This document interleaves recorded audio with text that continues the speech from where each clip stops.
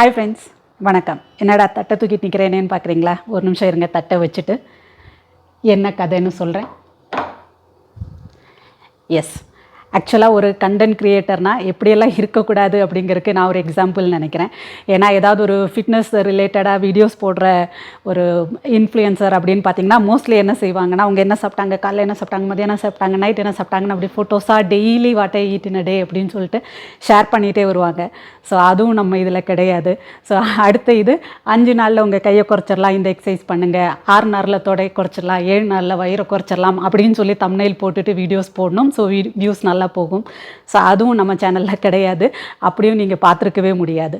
So நான் என்னோட ஒரு 3 இயர்ஸ்க்கு முன்னாடி நியூட்ரிஷன் கோர்ஸ் பண்ணி சர்டிஃபைடு நியூட்ரிஷனிஸ்ட்டாக ஆனதுக்கப்புறமா ஸோ நான் எப்படி பண்ணேன், எங்களோட கோர்ஸில் உள்ளது எல்லாமே கொஞ்சம் டிஃப்ரெண்ட்டானது. லைக் நம்ம சாப்பிட்றோம் அப்படின்னா கவுண்ட் பண்ணி சாப்பிடக்கூடாது, எப்படி கரெக்டாக சாப்பிட்ணும், இந்த மாதிரி விதத்தையெல்லாம் நல்லா இன்ட்ரெஸ்டிங்காக அது கற்றுக்கிட்டனால அதனால தான் என்ன சாப்பிட்றீங்க, எவ்வளோ கேலரிஸ், எவ்வளோ இது அப்படின்னு சொல்லும்போது நான் அப்படி பண்ணுறதே இல்லை. அப்படிங்கும்போது நான் எப்படி அதை ப்ரொமோட் பண்ணுவேன்?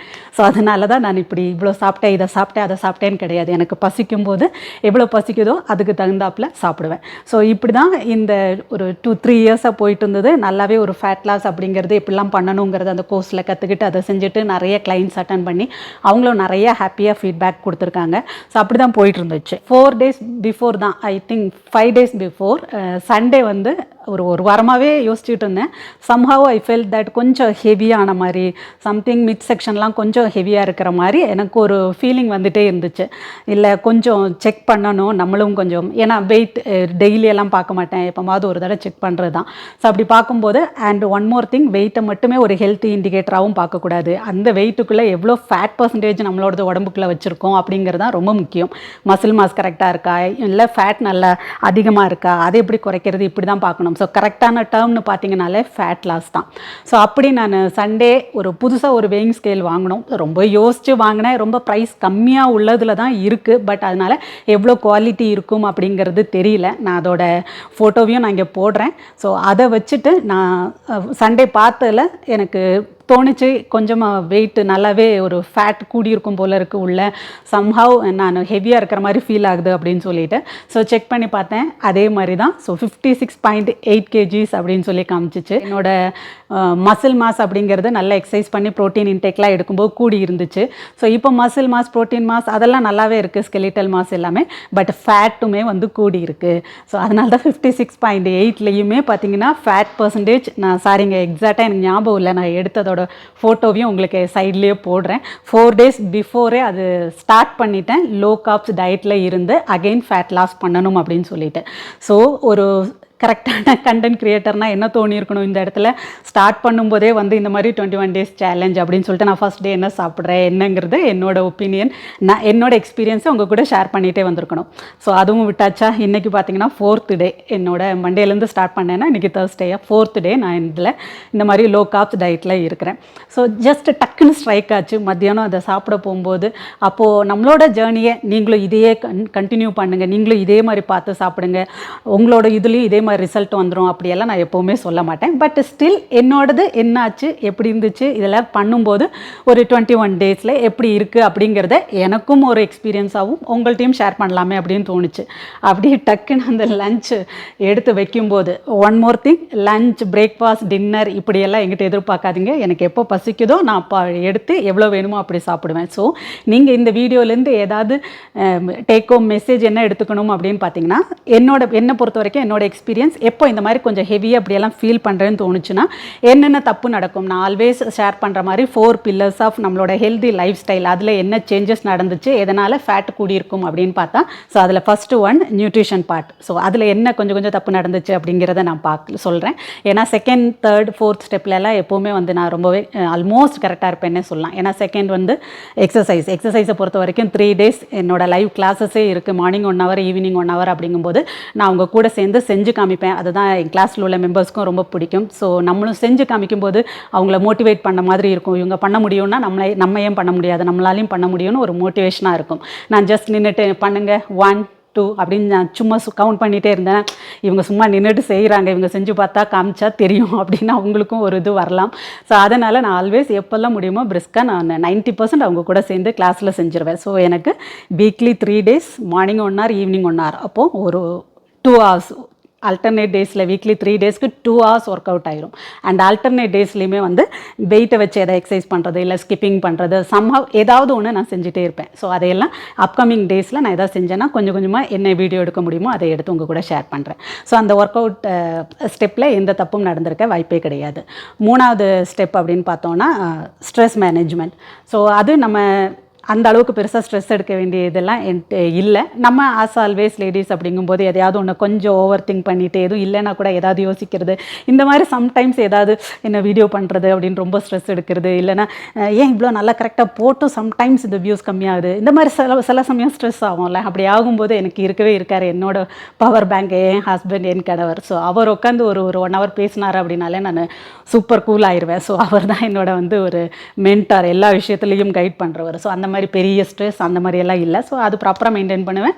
தூக்கம் அப்படிங்கிறதையும் ஆல்மோஸ்ட் பார்த்துருவேன். ஸோ கிளாஸ் எல்லாம் இருக்கிற அன்றைக்கி 4:30க்கு எந்திரிக்கணுங்கும் போது சீக்கிரமாகவே தூங்கிடணும். அடுத்து கிளாஸ் இல்லாத அன்றைக்கி கொஞ்சம் லேட்டாக எழுந்திரிச்சேன் அப்படின்னா மேபி கொஞ்சம் லேட்டாக தூங்கினேன்னா அது கொஞ்சம் லேட்டாக எழுந்திரிச்சா எப்படி இருந்தாலுமே அந்த தூக்கம் அப்படிங்கிறத ரொம்ப டிஸ்டர்ப் ஆகாமல் ப்ராப்பராக நான் பார்த்துக்குவேன். ஸோ இந்த 3 ஸ்டெப்லேயும் தப்பு இல்லை, எதுவும் ஒன்றும் நடக்கலை, கரெக்டாக தான் போகிறேன் அப்படின்னா ஸோ ஃபஸ்ட்டு ஸ்டெப்பில் நியூட்ரிஷன் பார்ட்டில் தான் கொஞ்சம் ப்ராப்ளம் நடந்துச்சு அப்படின்னா அது என்னவாக இருக்கும், அது நாட் ஓன்லி ஒரு ஃபுட்டு உடனே ஃபுட் இன்டேக்கில் எனக்கு ஏதோ பெரிய கொலாப்ஸ் பெருசாக தப்பு பண்ணிட்டேன் அப்படிங்கிற கிடையாது.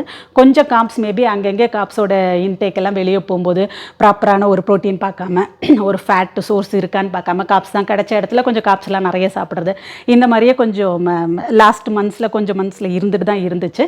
மோர் தென் தட் அதை விட நான் 44 years அப்படிங்கும்போது மேபி பெரிமெனோபாஸோட ஸ்டேஜில் இருக்கலாம், ஹார்மோனல் சேஞ்சஸ், மெட்டபாலிசம் கொஞ்சம் டிஸ்டர்ப் ஆகலாம், ஸ்லோ டவுன் ஆகலாம். ஸோ இதெல்லாமே நம்ம லேடிஸ்க்கு நிறைய சைக்கிள் அந்த ஃபேஸில் இருக்குது அப்படின்றனால ஸோ அகெயின் நம்மளோட அந்த ஃபேட்டை குறைக்கிறதுக்கு ஓகே இன்னும் கொஞ்சம் ஸ்ட்ரிக்டாக இருந்து திரும்ப நான் அந்த weight reducing phase, fat loss phase அப்படிங்கிறதுல திரும்ப நம்ம இருந்து பார்க்கணும் அப்படின்னு தோணிட்டு தான் இந்த 21 days இருந்து பார்க்கலாம். ஆக்சுவலாக நான் 1 மாதம் இருந்து பார்க்கலாம் அப்படின்னு சொல்லி தான் ஸ்டார்ட் பண்ணியிருந்தேன். ஸோ 4 days முடிஞ்சிருச்சு. இப்போது ஒரு 17 days உங்கள் கூட ஷேர் பண்ணிவிட்டு 21 daysக்கு என்ன ரிசல்ட் வருதுன்னு சொல்கிறேன். பட் என்னை பொறுத்த வரைக்கும் 21 days 30 days அப்படிலாம் கிடையாது. எனக்கு எப்படி ஃபீல் ஆகுதோ உடம்பு ஓகே இது போதும் அப்படின்னு தோணுதோ அது வரைக்கும் நான் கண்டினியூ பண்ணுவேன். ஸோ அதுவும் நான் எக்ஸ்டெண்ட் பண்ணேன்னா உங்கள் கூட ஷேர் பண்ணுறேன். ஸோ அப்படி தான் இந்த ஃபேட் லாஸ் ஜர்னி அப்படிங்கிறத அகெயின் ஸ்டார்ட் பண்ணியிருக்கேன். ஸோ ஸ்டார்ட் பண்ணியும் 4 days ஆச்சு. இன்றைக்கி சடனாக ஒரு பசிக்குதுன்னு சொல்லிட்டு நான் எடுத்து வச்சு பிளேட்டிங் ரெடி பண்ணும்போது தான் டக்குன்னு ஸ்ட்ரைக் ஆச்சு, இதையே ஷேர் பண்ணக்கூடாது டெய்லி பேசிஸில் உங்கள் கூட அப்படின்னு சொல்லிட்டு. சப்போஸ் டெய்லி பேசிஸில் ஏதாவது இப்படிலாம் எடுத்து போட முடியல அப்படின்னா ஒரு 2 daysக்கு ஒன்ஸ் இந்த மாதிரியாவது நான் என்ன பண்ணுறேன் அப்படிங்கிறத உங்கள் கூட ஷேர் பண்ணிவிட்டு எப்படி ரிசல்ட்டுன்னு சொல்கிறேன். ஸோ முதலே சொன்ன மாதிரி இது அப்படியே டிட்டோவாக அடிச்சாங்க காப்பி மாதிரி இதுதான் சாப்பிட்ணும் அதுதான் சாப்பிட்ணுங்கிறதெல்லாம் எதுவும் கிடையாது. இந்த லோ காப்ஸில் அப்படிங்கும்போது என்னெல்லாம் நான் ஃபாலோ பண்ணுவேன் அப்படின்னு பார்த்தீங்கன்னா லோ காப் வெயிட் ரெடியூசிங் ஃபேஸ் ஆகட்டும் இல்லை வெயிட் மெயின்டெனன்ஸ் ஃபேஸ் ஆகட்டும் ஃபஸ்ட்டு புல்லட் பாயிண்ட் பசிக்கும் போது சாப்பிட்ணும். ஸோ அதை ப்ராப்பராக நான் எப்போவுமே மெயின்டைன் பண்ணிகிட்டு இருக்கேன். ஸோ அந்த இதை தான் நீங்களுமே பண்ணுங்கள் இப்படி சப்போஸ் ட்ரை பண்ணுறா இருந்தால். 2வது நான் என்ன சாப்பிட்றேன் லோ காப்ஸ்லங்கிறது வேணால் பார்த்துக்கோங்க. ஆனால் அது எந்த அளவுக்கு சாப்பிட்ணுங்கிறது உங்களோட பசியை பொறுத்து எப்போ வேணுங்கிறது உங்கள் பாடி டிசைட் பண்ணும். So morning afternoon snacks dinner இப்படியெல்லாம் எதுவும் டிசைட் பண்ணாதீங்க.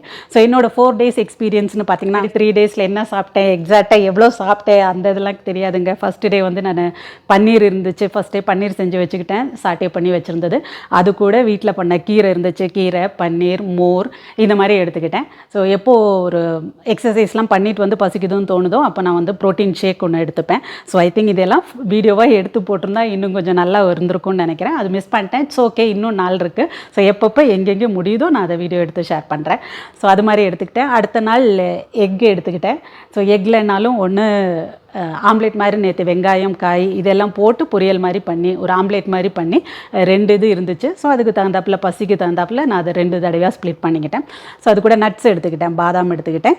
ஸோ பட்டர் மில்க்கு இல்லைனா கேர்டு எப்படி நமக்கு என்ன தோணுமோ, கொஞ்சம் வெயில் நல்லா தண்ணி குடிக்கணும்னு தோணுச்சுன்னா பட்டர் மில்காக குடிச்சிக்கலாம், இல்லைனா கேர்டாக எடுத்துக்கலாம். ஸோ 4th டேயில் இன்றைக்கி காலையில் அவ்வளோவா ஒன்றும் பெருசாக பசிக்கலை அப்படின்னு சொல்லிட்டு ஜஸ்ட்டு கொஞ்சோண்டு பாதாம் 8 10 அது கவுண்ட்லாம் பண்ண மாட்டேங்க. ஸோ அதை சாப்பிட்டேன். அது கூட ஒரு க்ரீம் வச்சு காஃபி போட்டு குடித்தேன். ஸோ இங்கே பாலை நான் விட்டுருவேன், காப்ஸ் கம்மி பண்ணுங்கும்போது பாலை விட்டுருவேன். அதுக்கு பதிலாக ஃபேட்டு மீடியமான க்ரீம் வச்ச காஃபி போடுவேன். ஸோ அந்த க்ரீம் காஃபி எப்படி போடுறதுன்னு வேணால் நெக்ஸ்ட் டைம் போடும்போது நான் அதையுமே ஷேர் பண்ணுறேன்.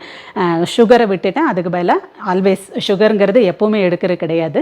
ஒரு 3 இயர்ஸாகவே சுகர் எடுக்கிறது கிடையாது. என்றைக்காவது ரொம்ப ஒரு அக்கேஷ்னலாக ஏதோ ஸ்பெஷல் டேயில் அப்படின்னா அப்படி எடுத்தது தான் ஸ்வீட்டு.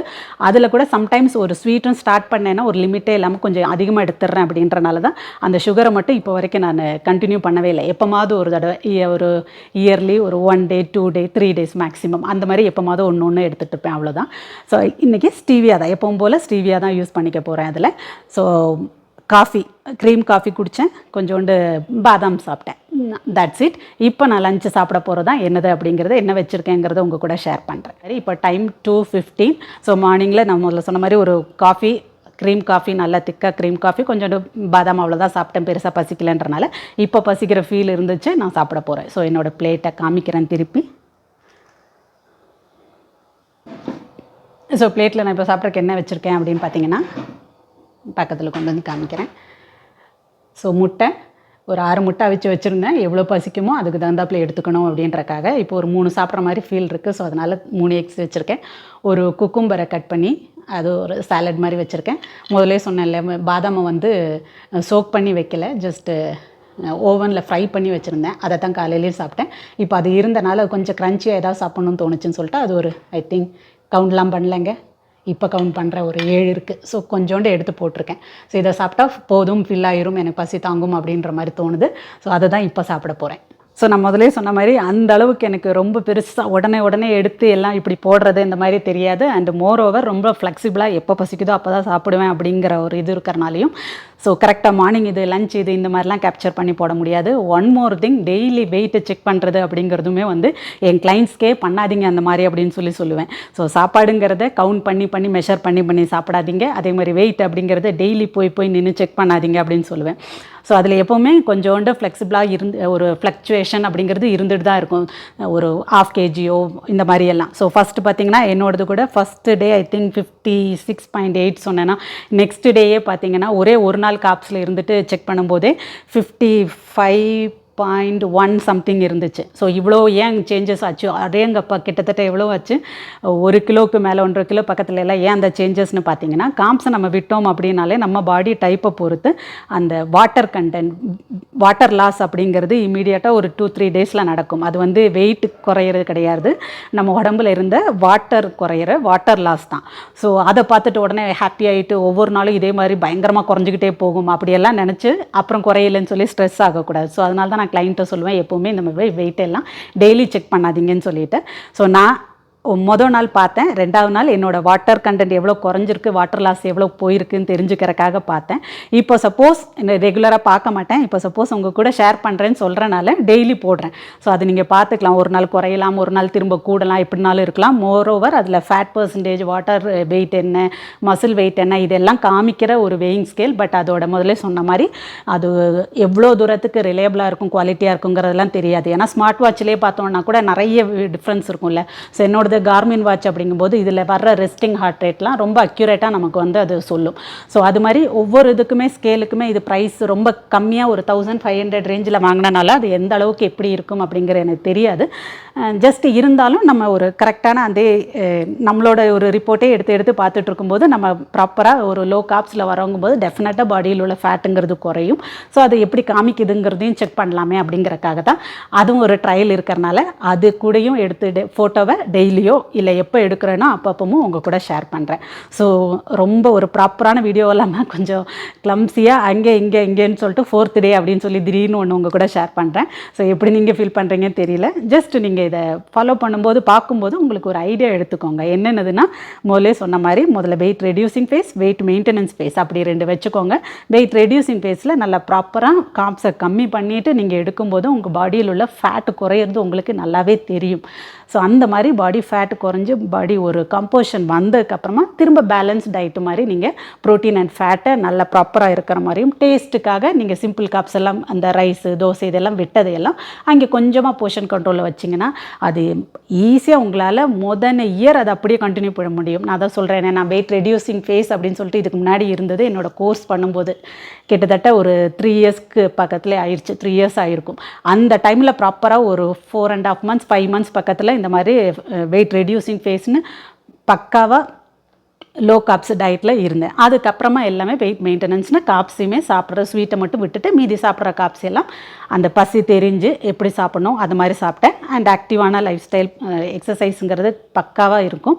ஸோ அண்ட் முதல்ல சொன்ன மாதிரி ஸ்ட்ரெஸ் மேனேஜ்மெண்ட், தூக்கம், இது எல்லாத்துலேயும் பார்த்துட்டு இருந்தனால மோர் தென் 2-3 இயர்ஸ் பக்கத்தில் நான் பெருசாக அந்த மாதிரி சேஞ்ச் பண்ணல. இப்போ எனக்கு அது ஃபீல் பண்ணனால ஏன் செஞ்சு பார்க்கக்கூடாதுங்கிறனால தான் நான் இதை ஸ்டார்ட் பண்ணியிருக்கேன். ஸோ என்னோடய இதை அப்பப்போ அப்டேஷன் கொடுத்துட்டே வரேன். டெய்லி முடியுமா இல்லை எப்போ முடியுமோ அந்த மாதிரி உங்கள்கிட்ட அப்டேஷன் கொடுத்துட்டு வரேன். நீங்களும் இது ஒரு மோட்டிவேஷனாக எடுத்துகிட்டு ஸ்டார்ட் பண்ணுங்கள். அப்பப்போ இந்த இதில் வந்து அந்த டிப்ஸ் மாதிரி சொல்கிறேன் எவ்ரிடே. ஸோ இது எதனால் பண்ணணும், அது எதனால் பண்ணணும், ஸோ அதையெல்லாம் நீங்கள் தெரிஞ்சுக்கிட்டு நீங்களுமே அதெல்லாம் இன்கார்பரேட் பண்ணிவிட்டு உங்களோட டயட்லேயும் உங்களோட எக்ஸசைஸ் ரொட்டீனையும் கண்டினியூ பண்ணிவிட்டு நீங்களும் ஸ்டார்ட் பண்ணி பாருங்கள். அவ்வளோதாங்க, ஷேர் பண்ணணும்னு நினச்சாலாம் ஷேர் பண்ணிட்டேன்னு நினைக்கிறேன். ஏதாவது விட்டு போயிருந்தேன்னா அதெல்லாம் அப்கமிங் வீடியோஸில் உங்கள் கூட ஷேர் பண்ணுறேன். Until then, take care, bye, be happy and stay fit.